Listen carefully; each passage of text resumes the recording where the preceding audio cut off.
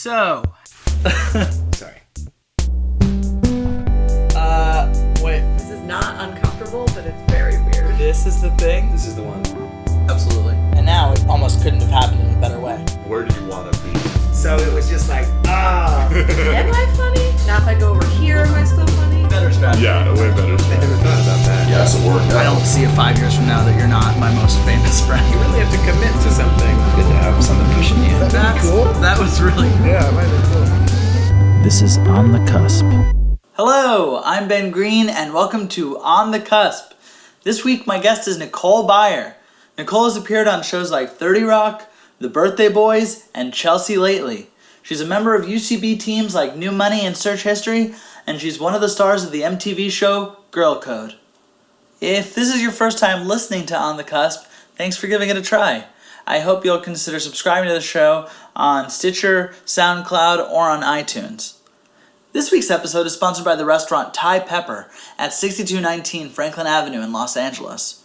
We are also sponsored by the new novel, The Happenstances at the Yellow County Community Swim and Racket Club the Summer Before Last by Peter L. Harmon.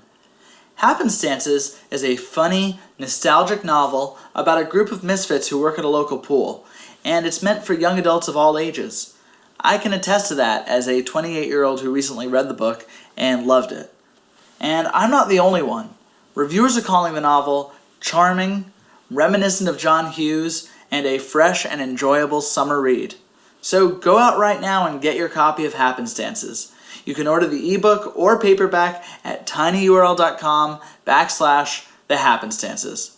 And if you want to find out more info about the book, you should go to peterlharmon.com or listen to episode 21 of this podcast, where I actually got to have Peter on as a guest, which was really, really fun. The Happenstances at the Yellow County Community Swim and Racket Club the Summer Before Last. Summer is here! So, Nicole Byer is one of the coolest people I've ever met. She's unbelievably funny, she's incredibly generous, she's kind, and she's just crazy fun to be around. And I could tell you guys a bunch of things that I love about Nicole, but I thought a fun thing to do might be to bring my wife on the show, Madeline. Hi, Madeline. Hi. We got married about 2 months ago, and Nicole was one of your bridesmaids. Yeah. So I thought it might be fun for you to tell a couple reasons why you think Nicole is cool. Let's start with, I remember you telling me the story of you're in a 3-person group with Nicole, Cat Ladies. Yeah. It's me and Nicole and Marcy Giroux, who you also interviewed. I don't know why I'm telling you that, but oh, you're telling the audience that. Yeah. You're just plugging that episode. Yeah. It's a great episode. Marcy you guys should listen to Giroux episode. So you're in this group, Cat Ladies, with those 2 women, and you guys. I've seen pictures of you in kind of a crazy outfit in some of your shows. How did that come about? Oh yeah, that was early on in our friendship. Marcy, Nicole, and I really met each other because we were all put on the same Herald team, which is an improv team at UCB. And one day, one of our first sort of outings as the 3 of us was to a clothing store near LAX called Rainbow. And we went just kind of, I don't know, just for fun. And once we were there, we were looking at all the clothes, and we sort of just realized we needed to get matching outfits. And we found these giant metallic tiger shirts that were like the kind that are like sort of short in the front and very long in the back. And these pink and blue and gold sort of like sweatpants. It looked just a truly insane and wonderful outfit. And so we all got that outfit and all wore it to our Herald show that night. And everybody was a little confused by it, I think, but it was just so fun, and was how our 3-person team got its name. We're called Cat Ladies, and it's not because anybody except for me really loves cats. It's because we have these shirts that have tigers on them, but we just I don't know, we couldn't think of a good name with tiger in it, so we became Cat Ladies. I feel like that says something pretty fun about Nicole and Marcy. Just that I don't think every group of women in their late 30s, late 20s, late 20s. I'm so sorry. I'm so sorry. In their late 20s. Would be ready to like jump into outfits like that. Well, that's what's so fun about Nicole is like she's just ready for anything. Like you see it in her improv on stage. Like she'll just do absolutely anything and figure out a way to make it make sense and make it work. You know, and I think that's why people like watching her so much is because it's truly surprising. Because I feel like she surprises herself all the time on stage, and it's like just makes her one of the most delightful people to watch. And then in life, Nicole will do pretty much absolutely anything you suggest. Like, even just little things, like I remember just recently we got ice cream one night and just spent like 45 minutes outside of a closed clothing store, just like talking about how funny all the different pieces of clothing were, and it was like just like a dumb clothing store with a lot of like weird acid wash denim. Basically, it looked like a place where like old people go to pretend they're young enough to go to Coachella, and we just found something funny about everything in there, even though it was just the window of a closed store. I feel like just Nicole is always sort of ready for something kind of fun to happen, and that makes her a really fun person to be around. I love that, and I've seen that too. So guys, let's dive right in. Here's my interview with the Ready for Anything, always surprising and very delightful, Nicole Byer. Enjoy.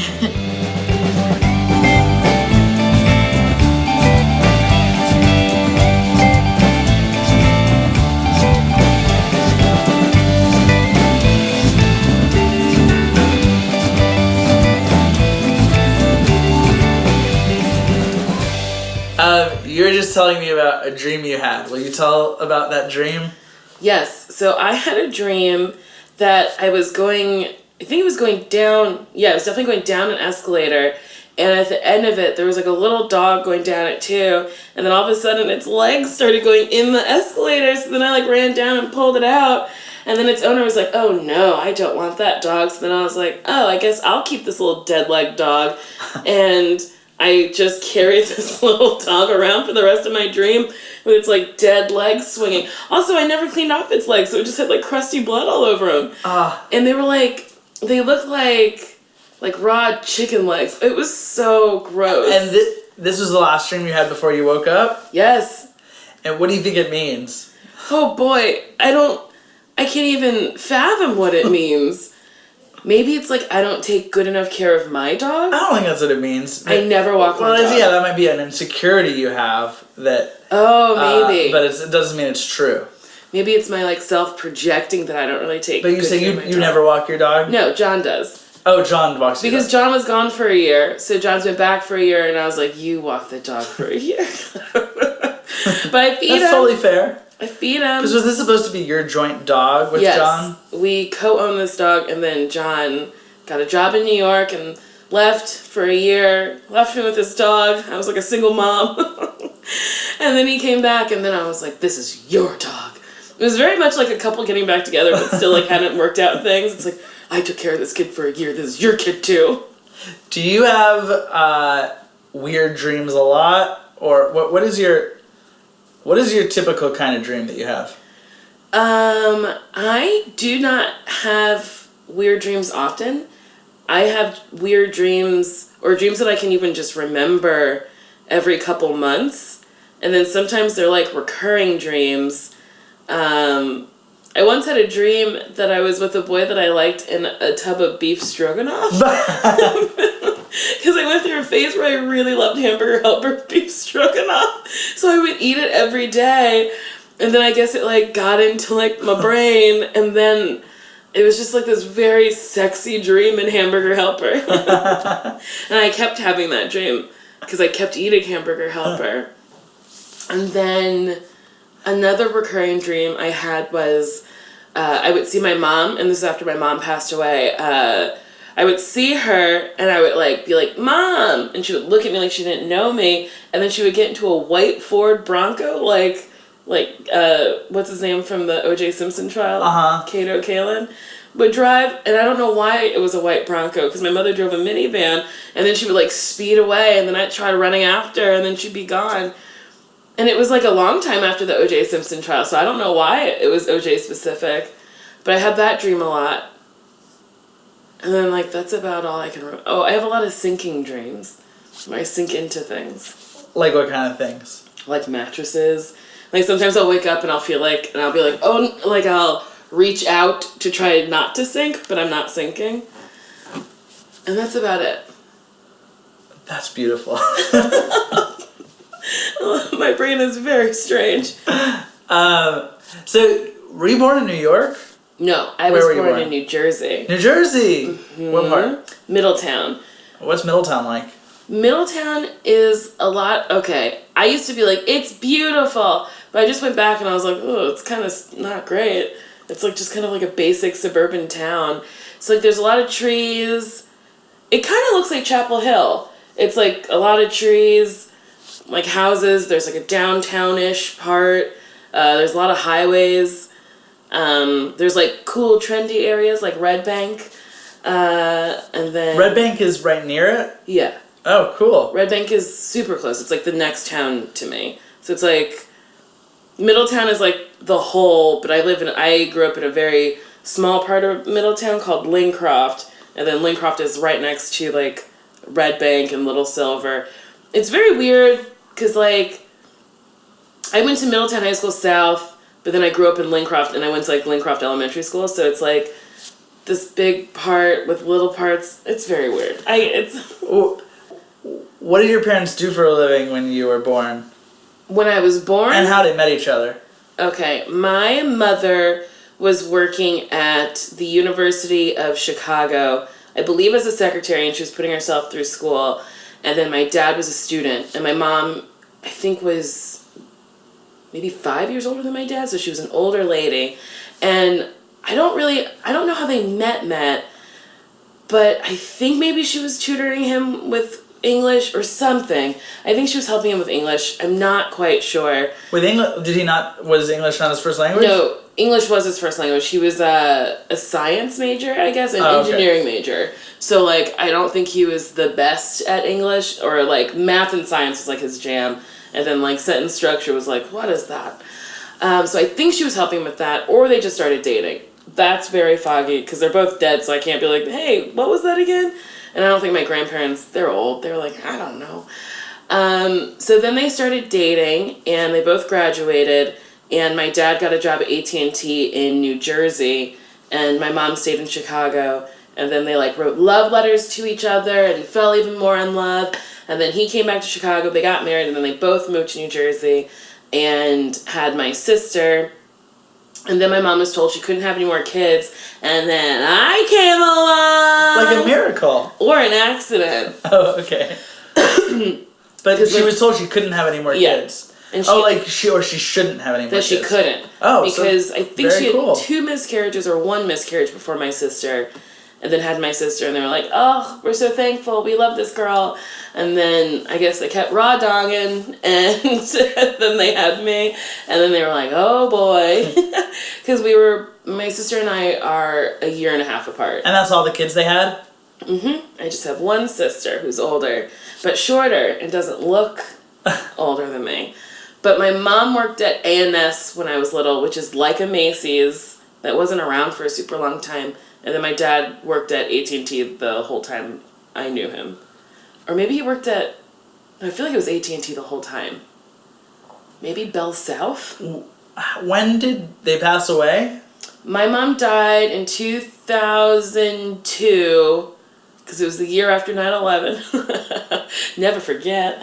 But forget when your mom died. October 2002, and then my dad died June 2005. All I know is I was 16 and then 21. And how did they? 2008. He died in 2008. How did they die? My mom had a thing called deep vein thrombosis, which is a blood clot in your leg that travels to your heart and stops your heart. And then my dad died from like a massive heart attack. Well, I guess we'll come back to those things because I want to ask more questions about them. Okay. But going back in time, what was your childhood like? I had a really good childhood. I feel like a lot of comedians have like terrible, terrible childhoods, but I had like a really good one. My mom and dad, they didn't really fight over real things. They would just be like, why did you buy more paintings? And my mom would be like, I don't know, I like them. I grew up in I won't say my mother didn't have style, but she wasn't a great interior decorator. Like looking back, I thought everyone had pink kitchens, but that's like a weird color choice. Our kitchen was pink, our dining room was pink. There was just a lot of pink rooms in my house, which is like, I feel weird for... Any other weird flares? She would, if she liked a greeting card enough, she would have it professionally framed. Ah! So like people would be like, oh, I love that painting. My mom would be like, that's not a painting. That's a card that someone sent. But she like got... So yeah, and I still have some of them. There's like a Christmas card that she framed with like 2 little black angels with horns. Like I think like they're just like playing a song or something. Maybe my sister has that one. And then she got really into finding prints and then having them professionally framed. And we would have this woman named Dory who came to the house and would like be like, are you sure you want more pink matting? And my mom would be like, yes. I guess my mom really loved pink. Her favorite color was red. So maybe she did everything pink because she was like, red's too aggressive. But like me and my sister would like spend our days, like our weekends, like riding our bikes and like hanging out with our friends.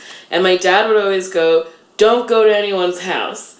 And we never asked why. We would just go to like our friends' houses and hang out, and we'd come back and he'd be like, I said don't go to anyone's house. And then later, much, much later, when I was like 20, I was like, why did you always say don't go to someone's house? He was like, oh, what I wanted was for you to like find your friend, come home, tell me where you were going to be, and then go back. And I was like, then why didn't you say all that? It was just because we were always like, oh, our dad's so weird. He doesn't want us to hang out with anyone, but he just wanted to know where He was we being were. nicely protective. Yeah, but he just never finished the thought to be like, I mean, you can just come back and tell me. So like my childhood was filled with a lot of those things where you'd be like, well, why? Why can't I do that? And we would never ask until much, much later and be like, oh, we were allowed to do that. You think because he had like an engineer brain Maybe. that was thinking in like this interesting way? Yeah, maybe.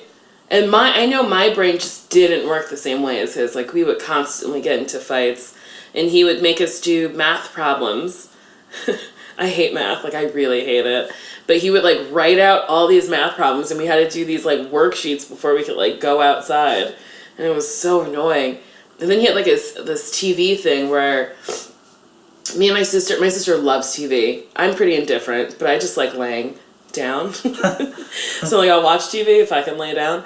But we were only allowed to watch TV on Saturdays until 1. And then we had to go do something. He'd be like, get out of the house, go do something, go ride your bikes, go do these math problems.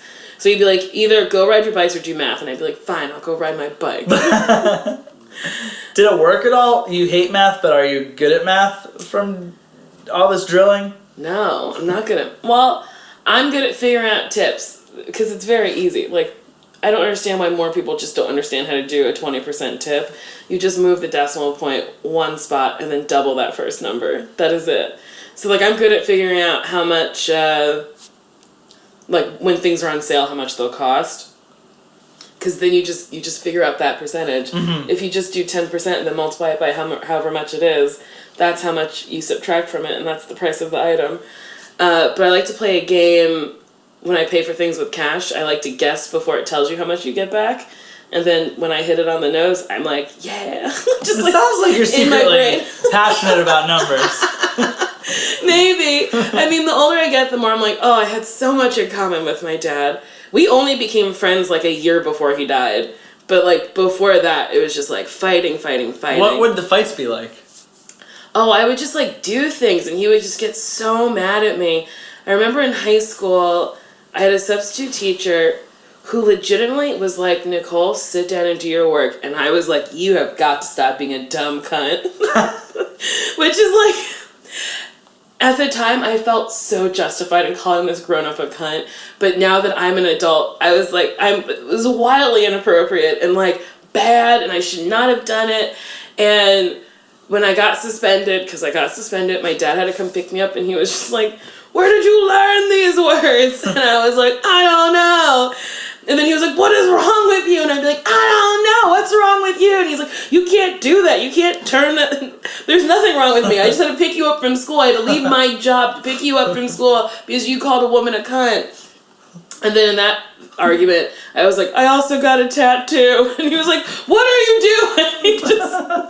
I would just like do these things that I felt completely justified doing at 17 that I like wasn't. And it like wasn't okay for me to do these things. And he just had to deal with it.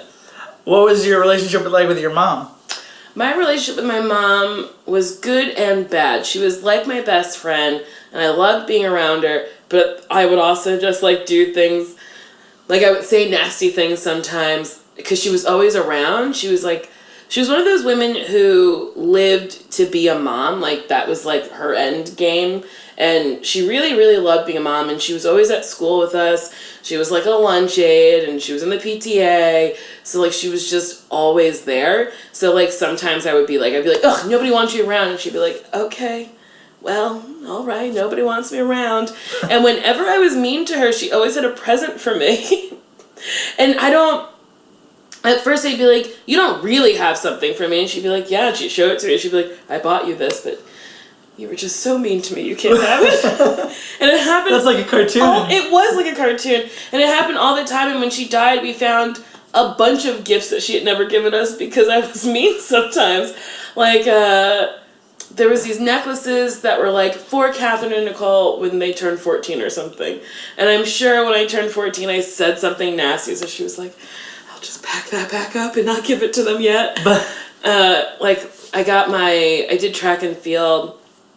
And I got my Letterman jacket, and I think my mom was late to picking me up or something, and I was like, ugh, Mom, I don't know why you can't be here when I need you to be here. I was like waiting like an idiot by myself. And then she was like, well, I was picking up your Letterman jacket. And I was like, really? Okay, I'm so sorry. And then she like opened the door to the van, and there it was. And I was like, I'm really sorry. I did. And she's like, maybe you shouldn't just yell at people. You know, when they're late, maybe you should ask why they're late. I was like, I know, I'm sorry. So, like, we had a good relationship, but I was just like, I don't know. There's a whole thing, like, nature versus nurture. And my mom nurtured me a lot, but something in my nature, like, just made me a mean person sometimes. Like, I get irritated very fast, and I don't know why. Like, I'll talk to my sister on the phone, and she'll tell me something I don't care about, and I'll be like, I don't care. Like, in my brain, I'm like, I don't fucking care. But then it's like, well, just listen. Just be a normal human. Sometimes I have trouble being a normal human. But you're a very delightful person, day to day in everybody's experience of you. Thank you. Maybe I just, like, reserve that for, like, my family? I don't know. Were there a lot of signs of what you were going to end up doing when you were a kid? Like, were you theatery? Yes. When I was little, like one of my earliest memories is being in white underwear and a white undershirt with my white karaoke machine singing Private Dancer by Tina Turner. I loved that song. I also didn't know it was about being a stripper. I just thought she was dancing for someone privately. And my hair wasn't done. It was just like it was like a fro, and I was just screaming it. Not even singing it, just like screaming it. And then, like, my mom, like, came out and watched, and I think she clapped when it was done, I think. And then I don't know, like, that was my earliest performance, and I think I was, like, maybe 2, 3. Whoa. But I wasn't one of those kids that, like, put on shows for the family. I, like, didn't have time. I was too busy ordering my sister around or, like, telling people what they were doing wrong. But in high school, my mother was like, you talk a whole lot. And I was like, whatever. And she was like, you should try out for the play. And I was like, okay. And it was a bunch of scenes from this playwright called Christopher Durang, like a bunch of shorts. And it was comedic. And I did this scene from a short called DMV Tyrant, and it's just about a DMV person who, like, just isn't helpful. And that first laugh I got during the performance, I was like, this is what I want to do. This is what I want to do forever. Those laughs. I love those laughs. And then I went to, like, performing arts college, and, like, that was the time. That was, like, that first laugh was the moment I knew that I didn't want to do anything else in my life, that was it. So, like, I kind of found out a little later. I feel like people are, like, children, like, real children. They're like, I want to be a star. But I've been, like, funny for a long time. My grandmother, my dad's mom, she's from Barbados, so she says a couple of, like, weird phrases. So instead of saying, you make me laugh, she'd be like, oh, you tickle me. And then that would be, like, a goal every time I saw her to get her to say, you tickle me, or, like, oh, Nicole, you're too much. So, like, making my grandmother laugh is one of my favorite things to do. Is she still alive? Mm-hmm. And you still see her a lot? I see her, like, once or twice a year. And then I'll, like, call her. But she doesn't like talking on the phone, at least not with me. She'll be like, are you making money? That's the question she always asks. And I say, yes, now I am. And then she'll be like, are you going to go back to college? And I'm like, no. No. Does she get how well you're doing? Yes and no. Like, she asked me how much I made money-wise last year, and I told her, and she's like, that sounds good. Do you think you're going to make the same amount this year? And I was like, I don't know. Last year was, like, a extremely good year. I don't know about this year. And she was like, well, maybe you should take what you made last year and go back to college and become a lawyer. I'm too old for that. Like, if I went back to school to become a lawyer, like, I'd be a lawyer at, like, 38 or 40. But it is weird, because Catherine, my sister, she goes and sees them once a week, because Catherine lives in Chicago, and she'll show them my stuff. She'll, like, turn on the TV and be like, look, there's Nicole. Granted, when she shows them Girl Code, she'll mute it, and she told them that's how you have to watch it. Well, why? Because I curse on it. Oh. And my family's, like, religious. I don't know. I'm, like, a real black sheep of the family. Like, I'm not religious. I don't like organized religion. I don't like that Christians don't like gay people, but then, like, other things that the Bible says is wrong is okay. In the Bible, it says you shouldn't eat shellfish. You know what black people love who are Christians? Red Lobster. That you can't pick and choose. So a lot of different messages. Yeah, and I also think the Bible's, I think it's like fables. It's like Aesop's fables. And then it's like, why do we pick and choose what's true and what's a fable and stuff like that? So were you going to church growing up? Oh, yeah. I went to church every Sunday. And how were you feeling about it then? Well, then I just did it because I was supposed to do it. But did you, like, feel like you believed in God inside of you? I've always felt like there's something higher. I didn't know if it was God or... Because they would be like, we worship him. And I'm like, but why is God a him? Why do we have to answer to a man? Why is this man in charge of all of us? So then I was still going to church, but I was like, I don't really think it's a him. I think it's just an entity. I think there's a higher being. I don't know what it is. Because, I don't know, this life has to make some sort of sense in some way. And have you had signs of that in your own life? Of, like, things feeling like there was God influence? Yeah, but I can't think of anything right now. Like, I feel like things have just, like just, when things line up, you're just like, I don't know, that can't just be luck. Like, somebody was looking out for me. Like, something higher. I don't know. But maybe not a really nice man. Yeah, not like a nice man with, like, a white beard who's like, I am God. Because that's creepy. That's creepy that this man is looking down at us at all times. No, I think there's just, like, a spiritual thing. But to go back to church, I went to church every Sunday. Sunday school, vacation Bible school in the summer.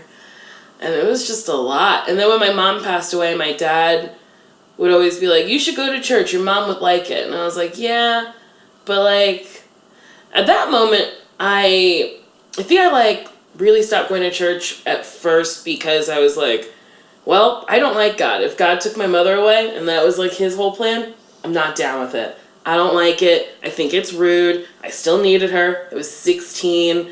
there was so much stuff. Like, I was a very late bloomer. I don't think I even had my period yet. So it was just like, there was so much stuff I still need from that woman. So you're not my friend. I don't like you. I'm not going. So I just stopped going to church. And then later I was like, oh, I don't think I like organized religion. I don't like that the pastor of my church has his rent paid for. I understand that he, like, helps people all day long, but, like, his daughter lives there with her kids, and all these other people live there. And it's like, why do I have to pay for that? I pay his car note, and he's not driving a Toyota, he's driving a Lincoln? I don't like that. Why can't he have a basic, like, why does he get luxury when I don't, and I'm paying for it? So, like, that's the thing about organized religion I don't like. I don't like them picking and choosing things to believe in. But the whole first thing was just like, you killed my mom. Or let her die. I don't know how that What was grieving your mom's death like for you? It was tough because you really find out people's true colors when your, like, mom or someone very close to you dies, because people come out of the woodwork and they're like, I'm here for you. If you need anything, let me know, blah, blah, blah. And then the minute you're like, I need something, they're like, oh, I'm busy. And you're like, oh, okay, cool. And there was like five of my mom's good friends who, like, consistently followed up and checked on us. And I was like, those are true friends. Those were my mom's, like, through and through friends. Everyone else was bullshit. And, like, I still talk to, like, 3 or 4 of them today. They'll call me and be like, how are you? How is everything? And I'm like, yeah, like, you went above and beyond. But yeah, like, everything, like, people are just, they're filled with bullshit, and you really find that out when shit gets real. And then, like, after my dad died, that was even more like, yeah, like, those people who were there after my mom died, who, like, even more became part of my life after my dad died. It was just like, yes, this is real. Like, my mom's very good friend, Bertha Hughes, beautiful, lovely woman. She was my godmother. I had 2 godmothers. I have a godmother in Chicago and a godmother in New Jersey, and I think we had the godmother in New Jersey just in case something happened. We could stay in Jersey or choose to go to Chicago, like, if something happened much, much younger. So my sister was living with my dad's friend, and that wasn't working out. So then she moved in with my Aunt Bertha, and then Bertha didn't ask her for rent, didn't ask her for anything, and I think Heather may have ended up paying rent, just like out of, like, this is what you do. And then she let her stay with her for like a year, no questions asked. She wasn't like, when are you leaving? She was just like, I'm here for you. And it was just like, that's like real friendship. That was this woman who was friends with my parents and, like, just, like, understood how to be, like, a good person and be there for somebody. Seeing that some people were filled with bullshit and other people weren't, do you think that changed you in any way? Or, like, changed the way that you try to be there for other people? Yes, I do think it changed the way that I speak to people and the way that I am. Because if I say, if you need to talk to me, you can. If I say that to you, believe it. Because I will pick up my phone. I will let you talk to me. Like, I'm there for you. If I feel like allegiance to you, or like, and like something terrible happens, yes, I'm very sorry for your loss, but like, I wasn't there for you before, and it feels disingenuous to be there for you after. Yeah. So it's not like a mean thing for me to not, like, so like if somebody dies or something bad happens to you and like we weren't friends before, I'll just be like, I'm very sorry for your loss. I won't add, I'm there for you, because why would I? That's not fair to me, because now I'm lying, and it's not fair to you because it's giving you this false sense of something. So I try to just stay, I think after my parents died, I just learned to just like be honest in what I'm trying to do, because it doesn't feel great when people aren't honest. Yeah. What's your relationship with your sister? What was it like, and what's it like now? My sister and I are very, very different people. I'm big, she's small, I'm loud, she's quiet. I love performing. If she never got on a stage, she would die happy. that would be her life's wish. She'd be like, I'll stand on her grave and it'll be like, never got on a stage and was died happy. She loves TV. I'm pretty indifferent to it. Like, I was on Netflix yesterday, and I got overwhelmed because there was too much to watch. I was like, there's too much and then I was like, maybe Hulu will be better. And there was so much on Hulu, and then I just had to close my computer and go to sleep. So you're happy you're just making TV? Yes, I'd rather just make TV and make things for people to watch. I like just adding to the oversaturation. But, Catherine is very patient. I'm not, like, we're just really just opposites. So, like, growing up, for a long time, I thought I really, like, did her a disservice because I was louder. Like, our grandmother would say, girls, are you hungry? And I would go, no, we're not hungry. And if she was, sorry. Your voice won. Yep, I won. And one year my mom was like, do you guys want, like, a video game system? Because they were popular.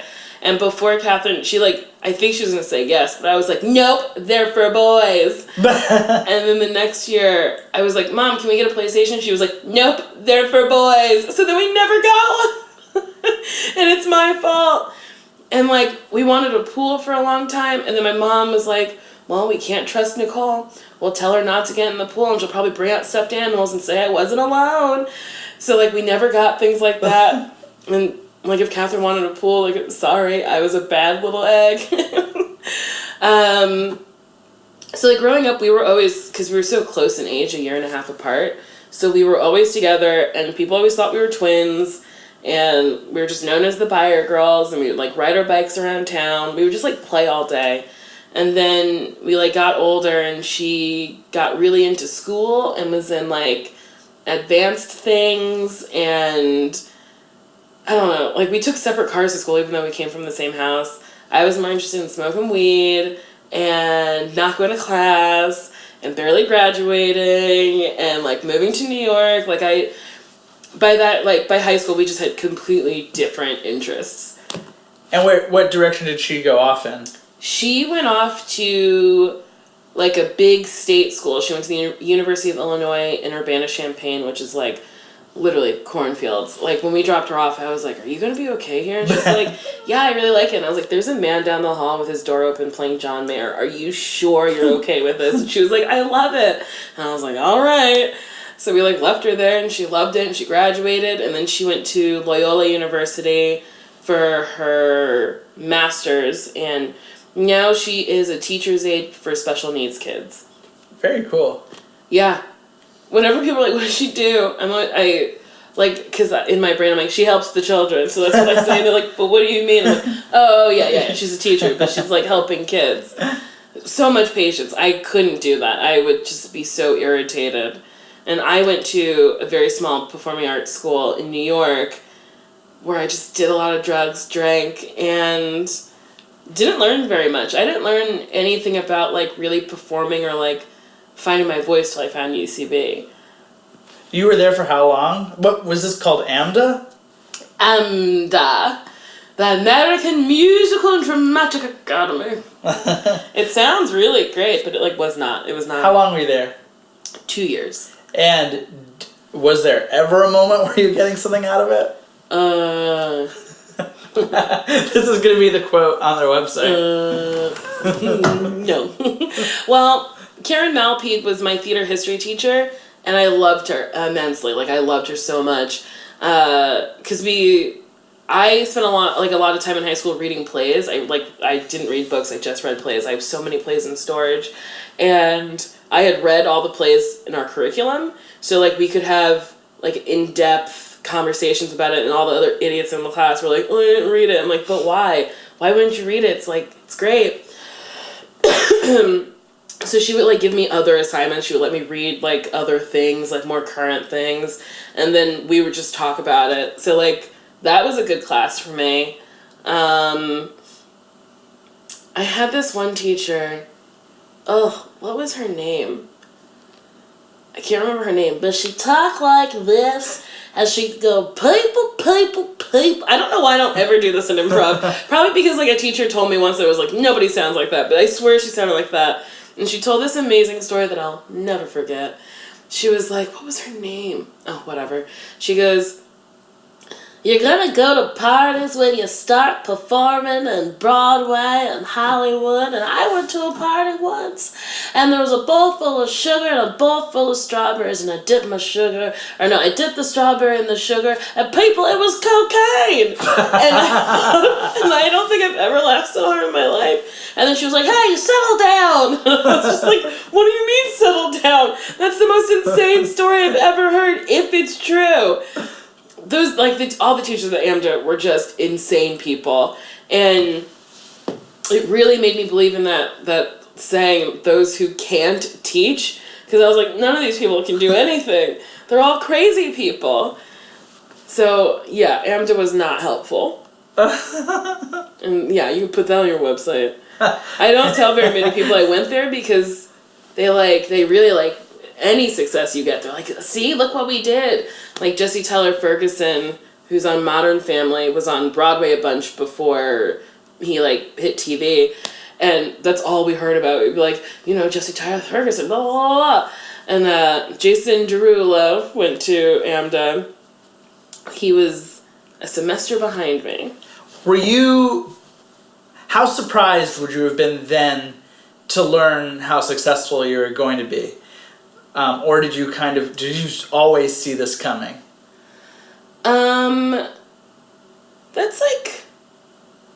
That's a tough question. I don't think I've always seen it coming. I think I've always known that I'll be okay. Whatever that means. I'll be okay and people will like what I do. However that means. But no, I didn't think I would become a personality, that people would like me for me. I never thought that. I never thought I'd be giving people advice because, I don't know, I've lived a very sloppy life, so it's very weird to think that people sit at home and they're like, oh, that's good advice, okay. Were you feeling lost in college, or were you having a good time in the phase that you weren't that into school but were smoking pot a lot?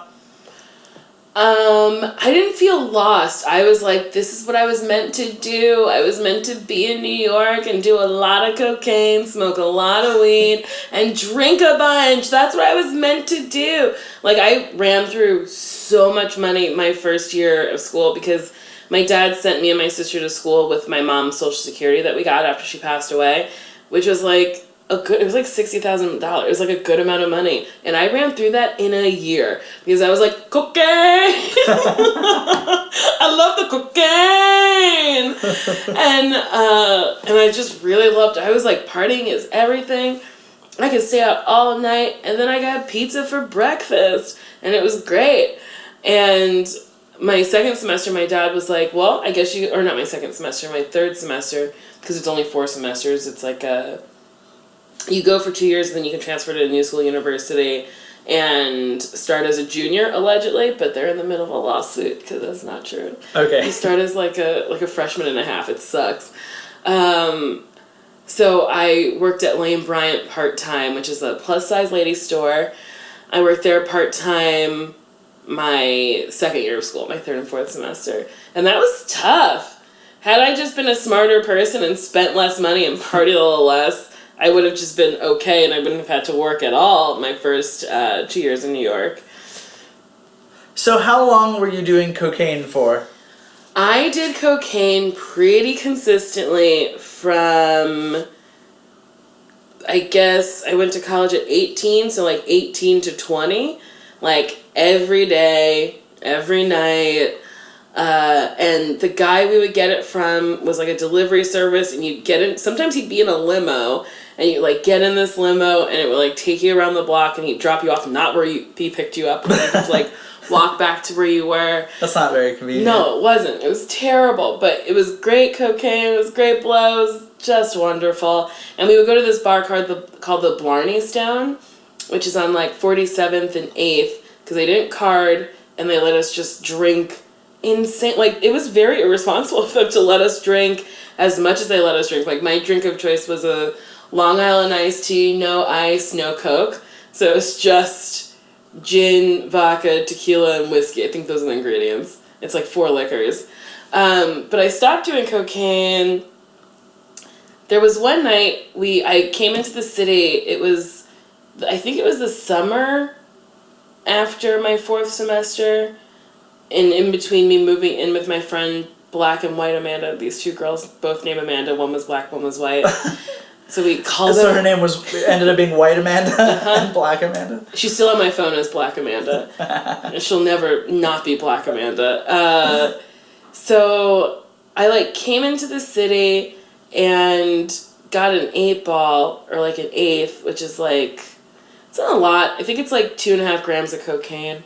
And we did the whole thing in one night. And I did mine to myself, and I got greedy, and I didn't share. And I was just are we gonna party more? And then my friends were like, no, we're gonna go home. And I was like, well, I have to go home to New Jersey. This sucks. So then I got on the train, the New Jersey Transit, went back to Jersey. I'm sure I looked very cracked out of my brain. It was 7 or 8 a.m.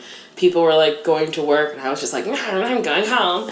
And then I got in my car because I was I can't sleep. And then I just drove around Middletown, New Jersey.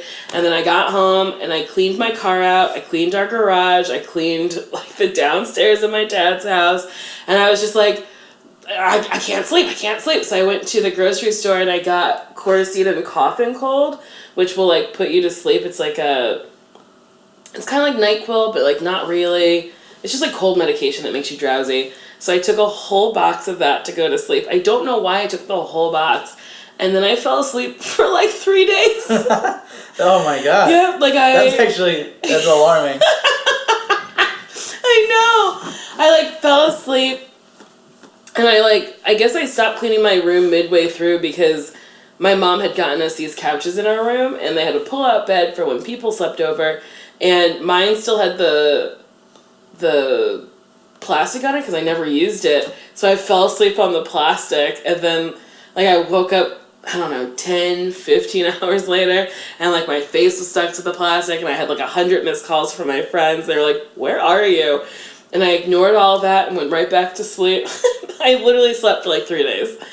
And I don't know why my dad wasn't are you okay? What is happening? I think he just didn't want to know the answers after a while, so he just stopped asking, which is fine, but not really. And then that was the last time I really did coke. I think I've heard you talk about that you at some point married an Indian man. Yes. Around this age. What was that? Yeah, I married a small Indian man named Parvez Muhammad. I'm 5'6", 5'7". He was 5'5", maybe 5'6". And I had gotten 30 grand. This is after college. I was living in my first apartment in New York, which was a 4-bedroom, 1-bathroom, and it was on a slant. So when people came over, they would get nauseous because the molding and stuff would be straight, but you would be at an angle. And if you stared at it long enough, you'd be this is making me ill. But we lived there, so we were you get used to it, sit down. So I got 30 grand in debt, and it's because I had a credit card that was actually my dad's, but it was just I had a card with his account. Yes. So it looked like this 19-year-old or 20-year-old was making these huge purchases and paying them off every month. So anytime I applied for a credit card, they gave it to me with a $5,000 to $10,000 limit. And then when I maxed it out, I would call and be can I have more money? And they'd be yes. Because in high school, I went to performing arts college, so there was no real classes. But in high school, it was here, let's learn about photosynthesis and not about how credit cards work. And they should teach you that if you spend $100 on a credit card and pay the minimum, it will literally take you 10 years to pay that off. Because the interest adds on, so you're back at 100 even after you've made a payment. It's nuts, and nobody explained that to me. And I was buy now, pay later. And then the more you spend, the more your minimum goes up. So then it was just this really bad situation where I was I don't have any means to pay any of this back. Also, I have nothing to show for it. It wasn't I bought a bunch of clothes or I had a car. I had a lot of nights that I don't remember. Because, like, I'd be like, shots for everybody. And then the bar, like, I'd get my tab and it'd be like $300 and I'd be like, bye now, pay later. And I, like, came up with this brilliant idea. I was like, I'm going to marry someone for money. They're going to get a green card and they're going to pay me. So I went on Craigslist and I didn't post anything because I didn't want to get in trouble. So, and, like, other people would post these things. So this is my thought process. It's so stupid because it could have been a cop that's like, you know, I'm going to write this Craigslist thing and then I'm going to capture these poor women. I don't know. I figured if I posted something a cop could answer and I would get in trouble. So I was going to answer this Craigslist ad. So I met this guy in New Jersey. He was an older man, maybe some sort of Hispanic. I don't quite remember. But he got very aggressive with me very quickly. So then I was like, hey man, I don't feel comfortable with you or like doing this. And then he like called me a bitch. And then like I got back on the PATH train and went back to New York. And I was like, oh man, that was tough. Gotta get back on Craigslist and find somebody else. And then I met this guy, I can't remember his name. Oh, he was like Korean and lived in Williamsburg. And we met at this Chinese restaurant in Union Square, and we like interviewed each other, and he was like my age and he was like super cool, but he like had me until he said, he was like, you have to move in with me. And I was like, oh, I am happy to like forward my mail to your place and like make appearances at your place. I don't want to live with you. And he's like, well, how can we be married if you have another apartment and your name is on that lease? And I was just like, we can just say, because it only takes like a year or two to like get your green card. So I was like, we can just say that I'm keeping my apartment because we don't know exactly where we want to live. And he was like, that doesn't work because I'm in Brooklyn. I was like, yeah, but like maybe we can just lie and say that like that's where my studio is. I was like, there's so many things we can come up with. And he's like, the deal breaker is you're not moving in with me and you need to sleep in my bed and like be my wife. And I was like, whoa, no, I don't want to, like, I'm not fucking you. I can't do this. This is terrible. So then we went our separate ways, and he, like, called me a couple times after, and I didn't pick up because I was like, no, man, I don't want to be your wife. I want money. And during this time, my roommate had married a guy. She, like, took my idea. She hijacked my fucking idea, and she married this Brazilian guy. Wait, is this one of, like, White Amanda that does No, this isn't White Amanda. I lived with White and Black Amanda for, like, 6 months. Okay. And then White Amanda had to move back to Michigan, and then it was just me and Black Amanda, and then we went our separate ways. She fucked me over with an apartment, but we won't get into that. So then my other roommate, I won't say her name, we're still friends, that's why I won't say her name. She married this guy, and I was like, you took my idea, this sucks, like, this is what I wanted to do. And she was like, well, I'll find you somebody. She was Southern. And I was like, fine, yeah, help me find someone. So she and her friend, who I called Pikachu, but her real name was Patricia. Pikachu's just more fun than Patricia. And they were at a gas station in Queens, and this guy goes, you girls are so lovely. I would love for you to marry me so I could stay in this country. And they're like, we have someone if you're really serious about it. And he's like, I am. So then they picked me up in her, I think it was a Chevy HH, which looks like a PT Cruiser, and it's a gross car. So they picked me up in this gross car, take me to like the outskirts of Queens. I meet Parvez, and he's like, you seem so nice. And I was like, you seem like you got money. He's like, I do. And I was like, okay, let's do it.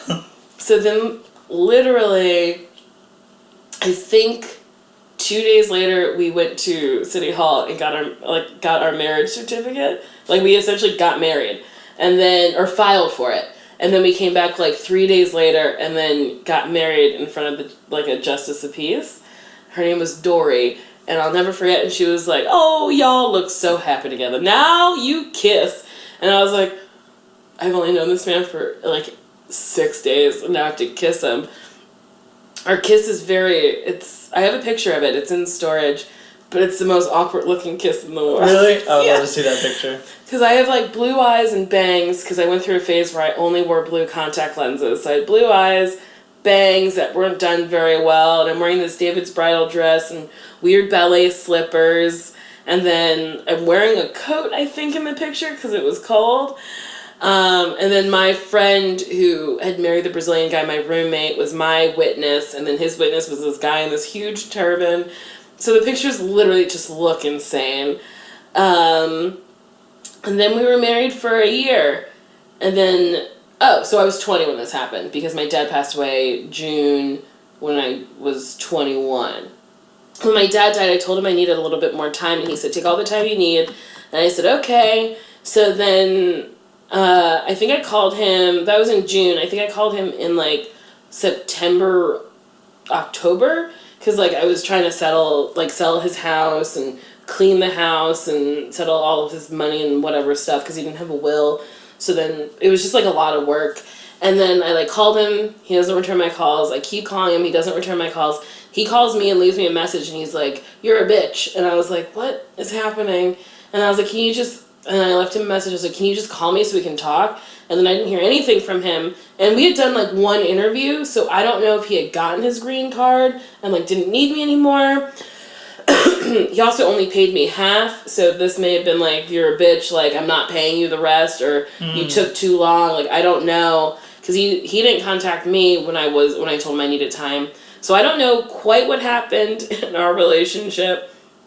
But, since I was just, like, still married to this man, I, like, talked to a lawyer in Jersey, or, like, who was it? Oh, it was the state lawyer. I was just like, do you know offhand if, like, you need your spouse to get a divorce? And she was like, not if you're a resident of New Jersey. All you have to do is serve him papers. As long as he accepts them, you're granted a divorce. And I was like, oh, okay. And she's like, are you trying to get divorced? And I was like, yes. So then...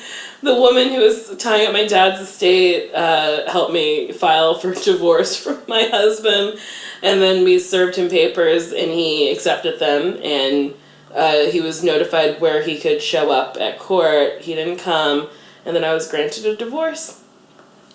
So, did anything good come out of this relationship and marriage?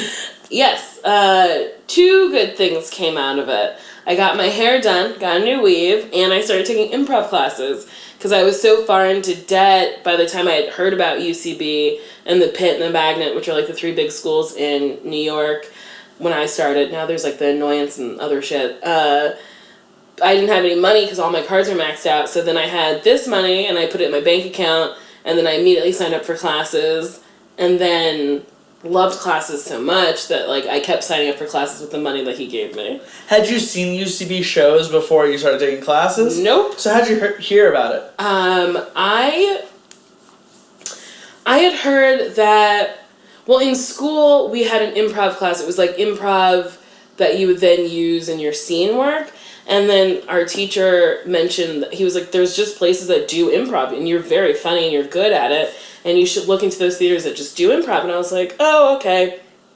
And then I guess, like, 4 years had passed since then, or, like, 2 years. Because I started in 2008, 2 years, because I graduated in 2006, and I started improv in 2008. So I was just, like, Googling improv in New York, and the Pit came up first.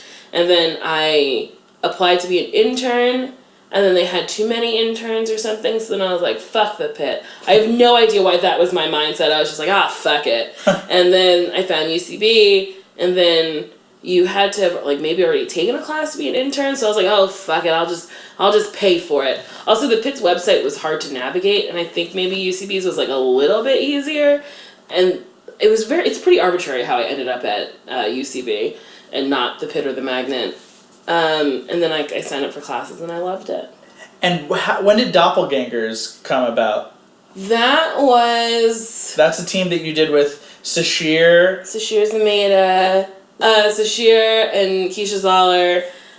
We came about in, I believe, 2009 or 2010. So it was before you'd ever made it onto a team or anything at UCB? Yes.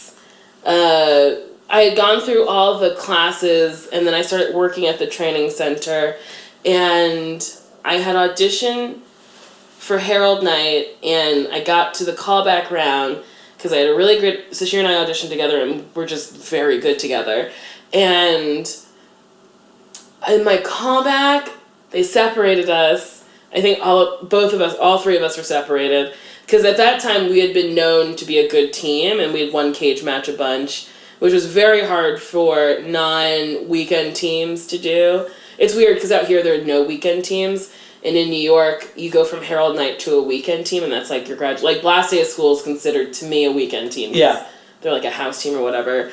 So then during my callback, like I didn't shit the bed. I just like kept setting up really great games and not playing them. I'd be like, oh, this is a fun time. Oh, I don't know how to do that.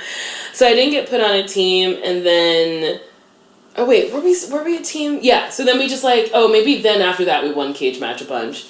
I don't remember, but like we're a very good team. We really like playing together, and it was just kind of like magical. It was one of those things where like our first show was magic, and then our second show was magic, and then we've done hundreds of shows, and I would say maybe 3 of them were shitty. Maybe. Not to like toot my own horn, but like we're just very good together. Tell me if I'm wrong. The name Doppelgangers is like a joke because... Doppelganger is it's a joke because people would confuse Keisha and Sashir a lot.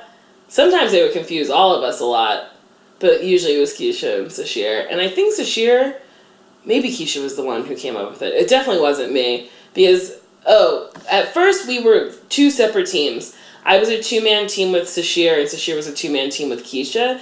And then she was like, it's too hard to like keep booking shows with just one or the other. Let's do this together. And I was like, well, I trust Sashir's judgment. And then it just worked. And Sashir and I were Rainy Boots. I think that, oh no. She was Rainy Boots with Keisha, and we were the Sleevettes, which makes no sense.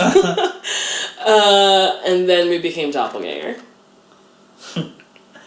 What was your experience in your experience going through UCB? Mm-hmm. What is it? Just like mostly that your classes were with like white males, or what was like the largest like breakdown of what was the general breakdown of race? It was a lot of white people. My 101 class was in the summer, because it was the summer my dad died. He died like I think my second class, and Sylvia Ozels was my teacher, and she was like, oh, you missed class last week, where were you? And for whatever reason, I could not make up anything. I was like, oh, my dad died. And she was like, oh, God, I'm sorry. But that class was a bunch of white college kids, because they were taking, like, classes, I don't know, on their college break. And then my 201 class was filled with a bunch of old people. It was, like, this woman, Susie, who I'm still very good friends with, who was, like, I think she's in her 40s or maybe 50s. This guy, Alex, who I ended up babysitting for. It's interesting, like, that class was my very first team, and I was the youngest person on that team. I was, like, 21, and then the next person was 35. Whoa. And then the oldest person was, like, 40. That's a funny, fluky thing. Yeah, it was super weird. To be in the old person class. Yeah. But I really loved them, and they were really funny, and, like, I didn't get any of their references. It was great. And we were all still pretty close. We still talk, and I stayed on the couch of one of those people who moved out here, Lemon, who's older. I think she's like 38 maybe. I don't know. So like that was like a weird class where just everyone just was older. And then my 301 was a bunch of white people. 401, a bunch of white people. I had never seen another black person in my class until maybe my 5th or 6th class. It was like a black woman, and I was like, this is crazy. How are you? This is nuts. But yeah, it was weird to not have, and then there were no black people on stage. There was one Asian woman on Herald Night, and then there was a black girl on Maude Night, I think, when I started. And from your perspective, how does that feel, like, being so much in the minority of a community? It's very weird because a lot of people say to me now, they'll be like, I watch you and I feel empowered and I can do it. I'm not one of those people. I was never one of those people that was like, I have to see myself on stage in order to, like, do something. I would watch Death by Ruru, which was, like, Pally, Pally, Gelman, Gemberling, like, all those guys, and I would be like, I want to do what they're doing. Like, race didn't matter to me. Like, funny mattered to me. I was like, I just want to be funny like them. But also growing up, I really loved Storm from the X-Men, and I was like, Storm can do anything. so can I. So maybe I've carried that on just in my heart my whole life. Yeah. It's like, I don't know, I'm Storm. I'm Storm from the next one. I'll do anything I want. But I do think it's healthy for people of color or differently abled people to see themselves on stage. So it didn't affect me personally, but like I can see how it would affect other people. Very cool. So what was your first, like, other than getting on, like, a Herald team or winning a bunch of cage matches, what was your first, like, professional success? I mean, my very, very first professional success, I think was like a landline video which was like College Humor, maybe before College Humor was a thing, or maybe they were a thing at the same time. I don't know, but it's like a comedy website. I got paid $50 to be in some video, and I was like, I'm a working actress. This is my life now. Life is great. But like a real professional success was I got to do 30 Rock, and that was just really, really cool. That was like the first time I left an audition, and I called my manager and I said, oh no, he called me with the audition, and before I even went in, I was like, oh, this is going to be fun. And he's like, what do you mean? I was like, well, when I book this is going to be fun. He's like, well, don't do that to yourself. Don't just say you're going to book it. And the role was a Monique lookalike. And I was like, nobody does a better Monique impression of me in this city, and I know it. And he was like, you're being real cocky. You can't do that. And I was like, whatever. And then I went to the audition, and I did really well, and I called him, and I was like, if I don't book this, they went older. And he was like, okay, Nicole. And he called me the next day, and he's like, you booked it. And I was like, I know. I've never been cocky about anything else in my life. Maybe that's why I don't book, because I'm not cocky. I don't know. But, and then, like, I got to do it, and then I, like, said something, and Tina laughed at a couple things I said, and I was like, I can die. I can legit just die. This feels so good. Yeah, that's amazing. Yeah, it felt so good. It was like, it was cool. So, what was the road to Girl Code from there? The road to Girl Code was this woman, Sachi, who I had done improv with a couple times, was a producer on the show, or something on the show, and she called me in for an audition, and when I got the audition, I was like, I don't really understand what this show is. Like, I don't get it. I'd never seen Guy Code, which is a thing that existed before on MTV2, and I, like, watched a couple episodes, and I was like, oh, I guess it's, like, Best Week Ever? Okay, whatever. And then I was coming back from a Torco, it used to be Torco thing, and we were on JetBlue, and we were, like, in the back of the plane, and our flight attendant loved Don Finelli, who's a New York improviser, and he kept being like, ooh, yes, 23F. And I'd be like, I know, he's real cute, right? And he was like, yes. And then he was like, do you want a drink? And I was like, yeah. So he was like, give me your purse. I give him my purse, and he just throws a bunch of vodka in it. I was like, this is great. He's like, I don't care today. And I was like, okay. So then I, like, drank a couple of them, and then didn't anticipate how quick the flight was, and then because it was from Florida to New York, and he gave it to me midway through, and then I got off the plane, and I was like, oh, I'm kind of drunk, and I was like, oh, but I have to go to this audition. Oh, I'll just get in a cab. I don't know. So I got in a cab, went, and I guess it worked in my favor because I was just like a little all over the place, and I guess they were like, we like this mess. She's funny. And then the first thing I recorded, I was like, well, I guess I have to be the same as I was at the audition. So I guess I'll drink before I go in. So I had, like, a little thing of whiskey, and then I was like, oh, that was the worst idea of my life. Like, this, I didn't feel good or funny or, like, anything. And I don't even know if it's the very first episode. It might be later, because we shot them out of order. But then I was just like, oh, no, sober Nicole is fine Nicole.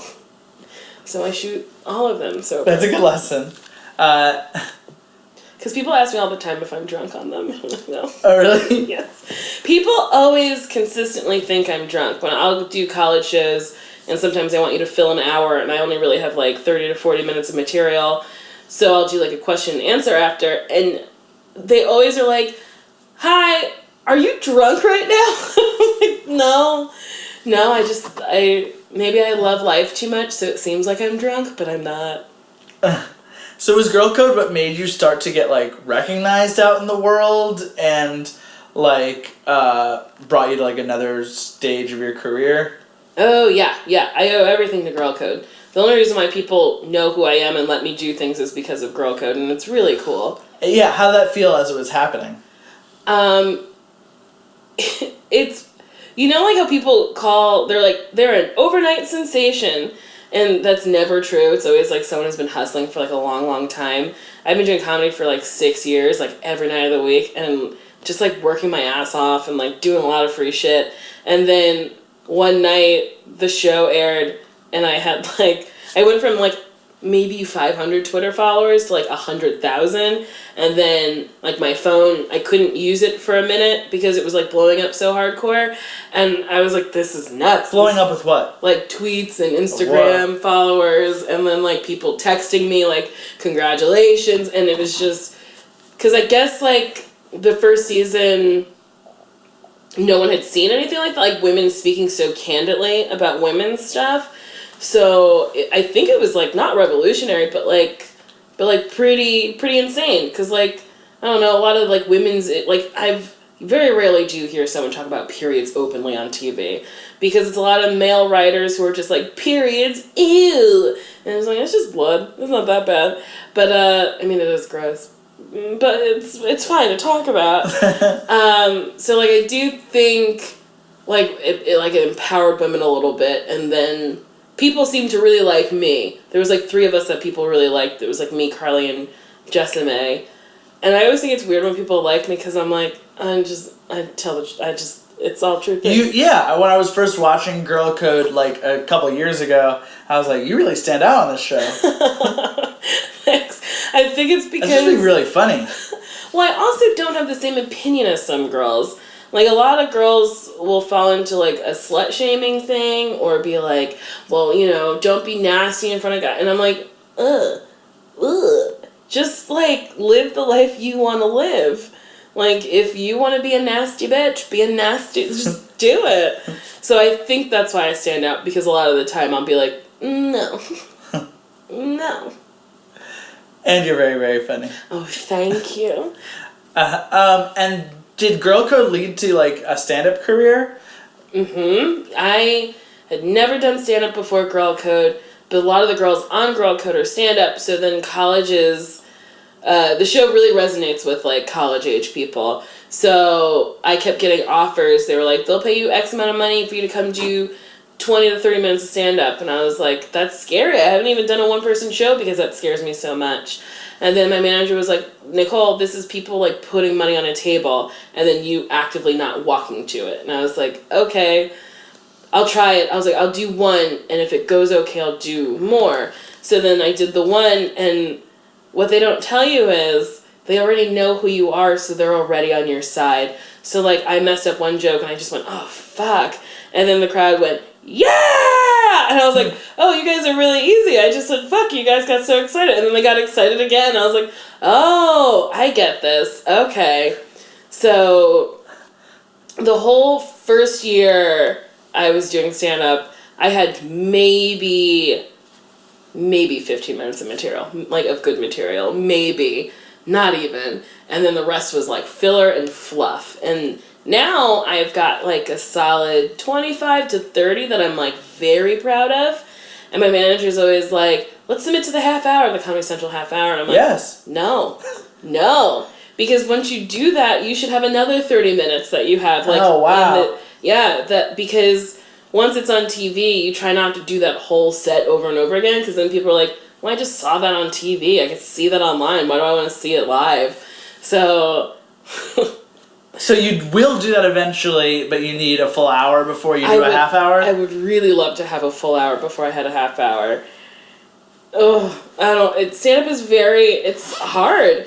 And I prefer doing improv and sketch. I do like doing stand-up, but it's hard to generate material when you're not doing it as often. And I'm not in town a lot for me to, like, your show, like, I want to fucking do, but I seem to be, oh, wait, I'm in town this week. Can I do it this week? Yes. Great. Nicole Byer, live at Think Tank, July 8th. It's just hard hard to, like, get on shows, and then, like, you try to get on, like, higher profile shows, and then, like, Meltdown, like, I've never done Meltdown, and I'm doing that in August, which is, like, I'm very excited about, but then I'm like, I don't want to do any new stuff at these higher profile shows, because what if it doesn't work? And then you're like, but I'm not tired of my old stuff, I just know that works. So stand-up is a very hard It does sound complicated and scary. Yeah. And makes me want to, like, take a while before I dive into it in a bigger way. I don't know, I think just take the plunge. You're very funny. And you're a good writer. I'm having a lot of fun at Think Take, because, like, I can just go try 5 minutes any week and, like, slowly, and be writing down, like, the stuff that works best, and then, like, slowly, do you like, record yourself? I don't. Start I recording really yourself. should. Oh, what have I been doing? Because that's what I did the whole first year. Because I'm not, like, a writer, and I'm not great at, like, writing jokes. So if I have, like, a nugget of an idea, I'll say it, and they'll be like, oh, people laughed at that part, but not this part. So I guess if I put That's this so smart. here, I gotta start. And also, I hosted a lot of the time, Mm-hmm. and that helps so much, because Hosting helps a lot. I like riff on anything somebody else has been talking about, and then I realize, like, oh, this is a bit I should definitely do. Yeah, stand-up is a very, very weird beast. Because sketch, it's like, you write a sketch, and you're like, this will either kill or not kill. Who knows? But, like, stand-up, you'll do the same set in LA, Chicago, Jersey, and New York, and I'll kill in New Jersey, or no, I'll kill in LA, I'll kill in New York, I'll go over okay in Chicago, and then I'll fall flat in Jersey, and you're like, but it's the same stuff. Yeah, what's happening? It's crowds. It's just the mood of the audience. It's just the mood of the audience. It depends on who's in the audience. Like, sometimes black rooms don't like me because of the way I sound. Sometimes you'll do it in front of college kids who are just, like, so over it. And then sometimes they just want you to parrot what you say on TV back to them. And they weren't expecting that you wrote jokes. So it's and you can't let any of that affect you. You have to just, like, keep going. It's very weird. It's very weird. Yeah. But I like it. I'm taking your I'm taking your word for the fact that it's very weird. Yeah, it's nuts. It's very, very strange. So what's, in the last couple of years, the most exciting thing, like, career-wise, that you feel like has happened? I would say, like, I got to work with Seth Rogen, which was really cool. MTV, for the movie awards 2 years, or whatever the interview came out, they did you see the interview? Yes. So, you know, James Franco's character, Dave Skylark, has that show. It's like Entertainment Tonight or whatever. So they did like a 30 minutes of, like, what that show would be like, where he interviews 4 celebrities. And I just played one of the people who worked in a control room. And it was, like, cool. And they did these, like, meet the character type things that were only online. So it was, like, Seth Rogen standing next to the camera asking me questions. And I got to answer them. And he laughed at a couple of them. And I was just like, this is nuts. This that's so cool. Insane. This is cool as fuck. And they ended up liking some of the stuff that I did, or that was done, that I was in. So they left it. They used it as commercials for the interview. So then people started texting me and they're like, congrats, you're in the fucking interview. And I was like, nope, I am not, unless I go back and re-edit that movie. I am not in it. I just happen to be in these weird commercials. But it, like, felt good to work with him, and that was, like, super cool. And what do you most hope, like, will happen in like, what would be your biggest hope for, like, what the next stage of your career would be? I think I've been for, like, the last year and a half, I've been very much into, like, what is next? Which is kind of shitty that I'm not, like, enjoying what's happening now, because I'm still doing well. But I want to be unscripted. I don't want to do unscripted, and I keep getting unscripted offers, and I think my manager thinks I'm crazy because I keep turning down very large amounts of money because I don't want to do unscripted stuff, and I'm comfortable now. I have no overhead. Like, my life is very cheap, and I just really want, like, a career-defining scripted something. Like, not something that's going to, like, pigeonhole me. Not something like Friends or something where it's like, I can't really think of these people outside of, like, David Schwimmer. Like, I don't know. Like, I don't think of anything as that Friends man. Yes. Also, I barely watch Friends. But, like... Right, you thought his character's name was that Friends man. Yeah, yeah, you know David Schwimmer on Friends? He plays that Friends man? He's never anything but that Friends man. Like, I don't... Him in particular, and also kind of Chandler. What's his name in real life? Matthew Perry. Yeah, I really don't think of him as anything but Chandler. Not Right. to be an asshole. But, so you don't want to be pigeonholed. No, I don't want to be pigeonholed, but I would like something career-defining where it's like, oh, not only is she funny as herself, she's funny as a character, and she's a good actress. And that's what I would like. Whether I write it or if it's something that was written by somebody else. I hope it happens for you soon. Oh, thank you! Yeah, I hope so. What is your week... What is your life like day to day in, like, a typical week for you? Like... Typical weeks are very, very strange for me because sometimes I work all week. So if I'm shooting Girl Code, I'll be in New York and I'll shoot from like noon to like 6 or something, and then I'll like go out with a friend, or I'll try to work out, or I'll try to do that. Or if I'm working here on something, it's like you work all day. Like whenever I work, it's for chunks. I don't know why. Anytime I book something, it's just for like a big chunk of time. And then there's nothing. I don't do anything for a full week. And then if I'm on the road... But your version of nothing is like you're doing a Maude show. Oh, and yes. you're... Yeah, my version of nothing is I have a show every night of the week. But I'm not really doing anything during the day because I'm not working. And then I have weeks where I will... Like when I was on Herald Night, I would leave... I would do our show on Monday... Get on a plane, go shoot or go do a show, and then like come back and do Herald Night matinee. And sometimes with Maude Night, I will. Oh, this one was the worst. This may have been our Christmas show, but our show's on Wednesday. So wait, no, this wasn't it. But there's been times where I've done a show on Tuesday night, gotten on a plane Wednesday, landed here at 11, taken a nap, gone to tech, taken a nap, done our show. And those are the shows where sometimes my brain will just be like, during our Christmas show, I blinked real hard because the line was, I want his candy cane dick. And I went, I want his cotton candy dick. And then I looked at Mary Holland and I went, that's not Christmas. And she went, it's okay. Just like very much out of character on stage. That's amazing. It's okay. I was just like, it sounds like a great moment. But yeah, sometimes I'll have like brain farts and then I'll be like kind of hard on myself and then I'll be like, wait a minute. No. You were in a different state in a different time zone hours before. It's okay. You're being whisked around the United States like nobody was ever meant to. Yeah. There was one week where on Monday I was in like Jersey and then Tuesday, Wednesday, Colorado, and then like Thursday I had to go back to the East Coast. The way it was booked sucked because it was just like just back and forth. And then when I got back here, I think I had like a show and I was just like, I want to die. This is terrible. But it's a fun life and I'm having fun and I like it. I live at the airport though. I think I flew like 300,000 miles last year.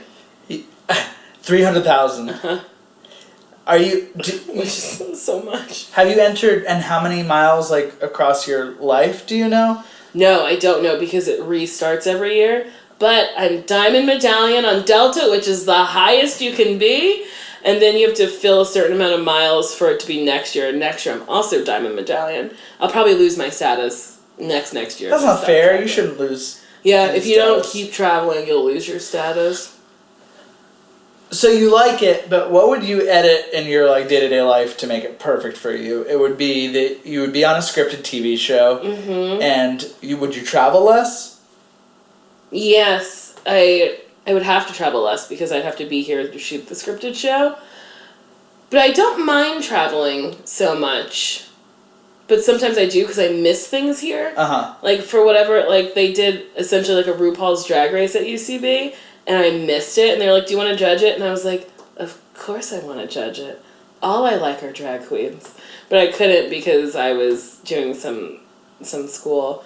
So yeah, if I could edit my life, it would be to be on a scripted show and then to be in LA more, because I like LA.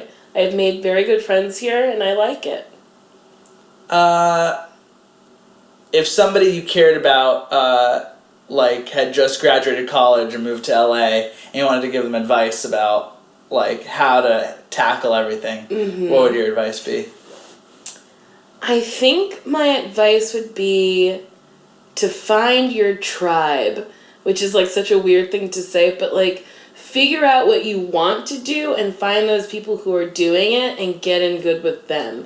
Because then it just, like wanting to do comedy and finding UCB was just like, well, this is it. This is what I wanted. This is what I needed, to be around people who are doing what I want to be doing. Some are more successful, some aren't so successful, but, like, we're all doing the same thing. And then, like, there's something to be said that, like, you know, the Adam Palleys of the world, or, like, the Gemberlings, or, like, all those people who, like, make money acting, still, they did DCM. They still come back to do free shows for a bunch of idiots. Like, I think it speaks volumes to how, like, awesome and wonderful this community is.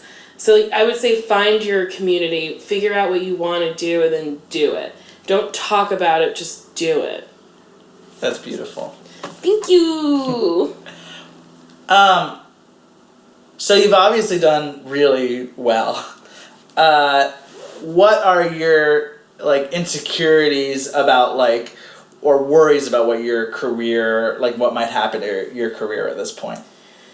I get very scared and worried that, like, all of this will go away. Like, I will wake up one day and MTV will be like, we hate you. And I'll be like, why? What did I do? Or, like, whenever I get a call from my manager and it's his assistant, and he's like, I have Avi, that's my manager, and then your agent, Ariel and John, they're on the phone. I'm like, they're all going to drop me. They're all going to drop me at one time.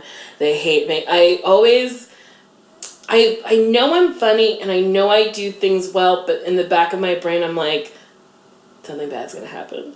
Like, this is all going to go away. This is too good. Like, I'm living too good. That's my fear. And conversely, like, what's like been your proudest moment recently of feeling like you're really cool? It doesn't sound so lame, but Doppelganger got a standing ovation at DCM, and I've never had people stand up for me performing anywhere. And we had a really good show, and I was like, oh, this is great. And then, like, hours before, Sashir replaced me on my old Herald team in New York, and whenever I'm in New York, they let me play with them. And because they're now on the weekend, they got moved, graduated, if you will. And we had done a show, and it was like a really solid mono scene that was like super patient. I'll tell you the premise because I think it's funny. I played a 97-year-old woman named Big Mama who was having her birthday in a nursing home, and all she wanted was her family to come. But all the other old people came, and none of her family. It was very funny. And it was just like a really great, like, I had 2 really great shows, and I was just like, I really love improv, as nerdy as it sounds, as stupid as it sounds. Like, I really love doing this, and I could have all this success in the world, but if someone told me I couldn't improvise anymore, I would be so sad. I could be like Julia Roberts, and if they were like, you can't improvise, I'd be like, why am I a white woman, and why can't I play? So that's where your real happiness is? Yeah, I really love doing improv. I love making things up. I love being surprised. The best is when you're in a scene and someone says something that surprises you, and then you just, like, see it in their eyes that they surprise themselves. It's magical. That's fantastic. I love it. It's so stupid, but I do. Nicole, thank you so much for coming on. Thank you! You're the absolute best. You're the best! I still have to buy your wedding present. Oh, pish posh. No, I do. And it's I don't know why I haven't sent... Oh, I know why. Because every time I go to put the credit card information in, my purse is across the room. Because I still have this tab open on my computer. Because I already told you what I'm getting you. It's ice cream. Well, that's the best gift. Wait for it. Every favorite song I wrote in a cluttered room with the ceiling low. So if I stand too straight or I stand too tall, I bump my head and forget it all.